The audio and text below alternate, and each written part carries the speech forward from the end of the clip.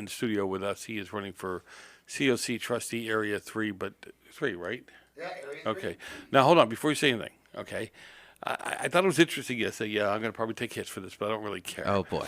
No, here's what bothers me, right? So the teachers union came out, and surprise, surprise, they endorsed all Democrats. Okay, so much for diversity, and not only that, you see when you have one party, I wouldn't even want all Republicans necessarily endorsed. I wouldn't okay? want all Joes just on one side. That would be. Look at what's going on in the state right now, and who's got rule over it. I mean, it never works out well. I'd love to address that. So they did interviews of all the candidates. They had the candidate. They had all their candidates picked out, the ones they wanted, which they had chosen. They were going to back, as far as I was concerned. Right. But they allowed me to interview because they knew I was going to run for Area 3. So I interviewed, and my answers, if I could just share that with all the electric. Go for it. If I could, it was an hour interview. If I could, I felt very confident that they would select me to run with them. I'm not anti-union. My parents were part of a union. My son's in a union. You're cute. On and on and on.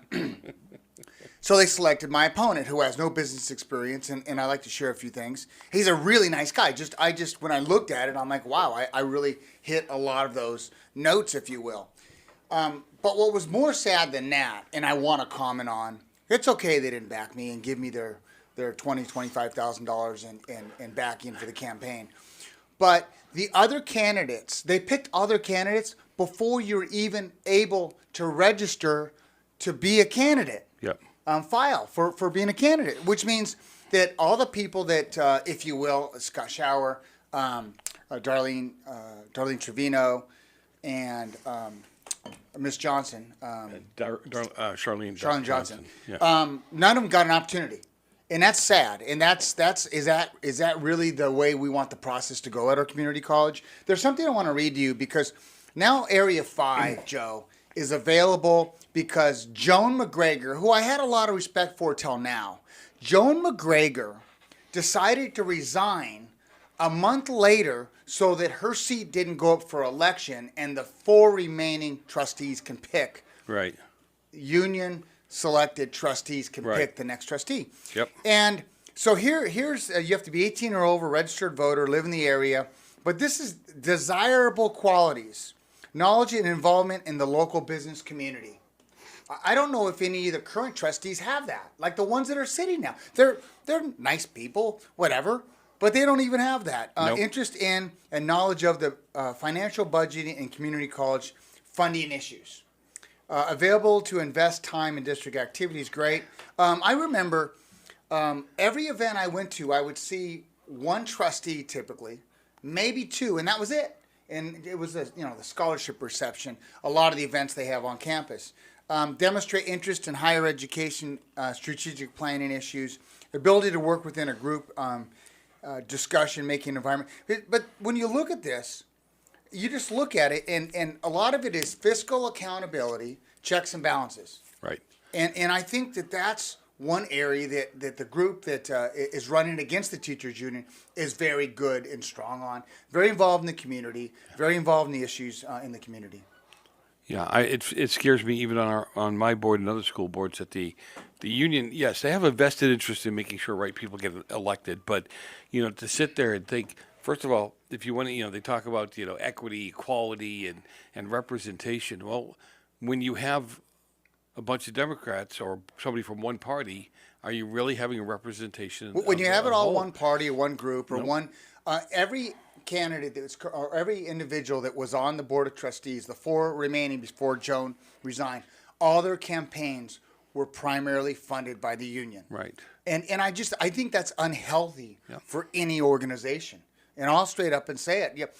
Is it important to have diversity? Yes, that's what diversity is all about. Yep.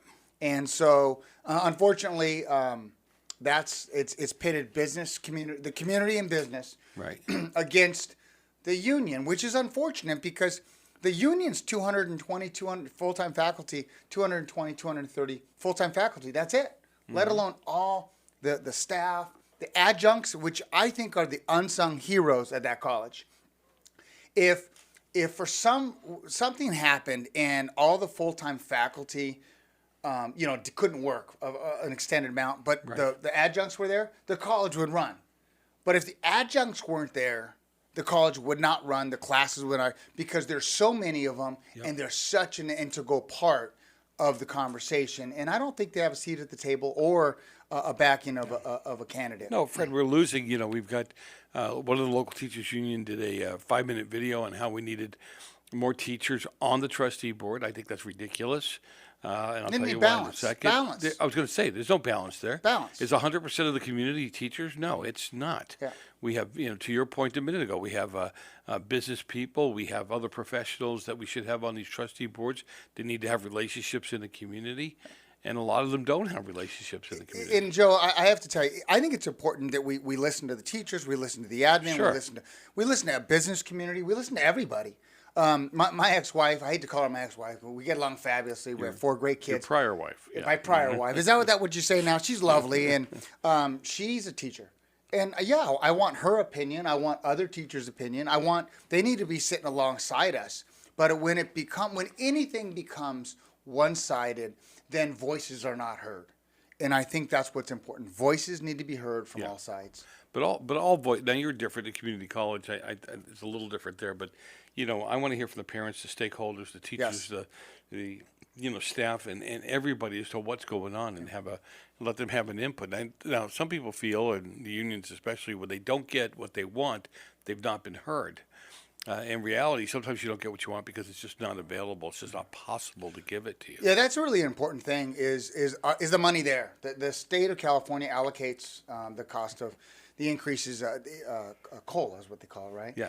And so they give us that. And if not, we need to find the money in the business community. So if you don't have business individuals, if you don't have the business community part of the college, you might not be able to fill that gap, which is so important for our community college and for student success. Look, students are going to be successful when we have good teachers, and when we have good adjuncts and we have a good staff. No doubt.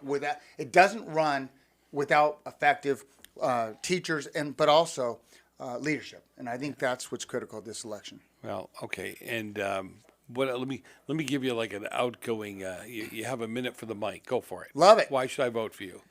Oh, Well, I think you're a nice guy. And I like you anyway. thank you. Checks and balances. And I believe all voices should be heard without a doubt. As a business owner the last 30 years, a community leader the last 30, I'm really proud that I was the president of the Chamber of Commerce. I'm really proud that I'm currently the chair of the Bond Oversight Committee, which makes sure the $250 million that needs to be spent on infrastructure is properly spent on infrastructure.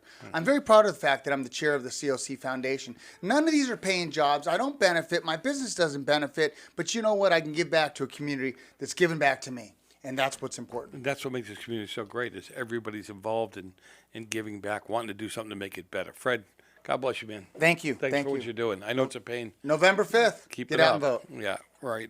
You're listening to Trending SCV here at KHTS AM 1220 FM 98.